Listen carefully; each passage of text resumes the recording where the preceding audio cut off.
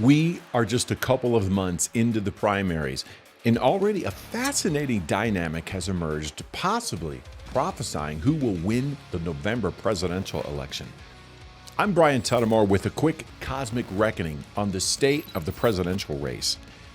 Believe it or not, time is aging faster than our two leading candidates. We are barely into the primaries, and yet we might be witnessing a foreshadowing of things to come. Consider this.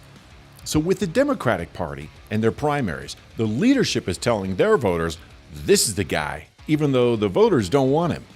But the opposite is true in the Republican primaries. The voters are telling the leadership, this is our guy, even though the leadership doesn't want him. Now, can we find more evidence that Trump is the people's choice versus Biden is the establishment choice? Yes, we can. Just this week, the dam holding back the truth about Joe's mishandling of classified documents broke. Even though the special counsel concluded that Joe willfully broke the law, no charges would be brought because a jury might find him mentally unfit for a trial. And on the other side of the political divide, Donald Trump has shown up to nearly every trial date for the phony fraud charges in New York, instead of hiding in the basement. The Don has leveraged the legal persecution to solidify the narrative that Joe Biden has weaponized the legal system against him. Just today, Trump drew a subtle yet powerful parallel between the assassination of Putin's political adversary, Alexei Navalny, to the lawfare waged by Joe Biden's Department of Justice. It's a slow, steady progression, with crooked radical left politicians, prosecutors, and judges leading us down a path of destruction, truthed the former president. Trump has squeezed the lemons of 91 indictments into a tangy, sweet lemonade, and more Americans are buying it. And when it comes to being stabbed in the back by your best friends, Joe is dying a political death of a dozen slashes. Democrat strategist James Carville warned his party to wake the F up. I agree, said comedian Bill Maher. He's, I think, going to lose. It will be Ruth Bader Biden, the Ruth Bader Ginsburg of the presidency, Maher said. Even President Barack Obama's primary political advisor, David Axelrod, publicly told Joe to get out of the presidential race.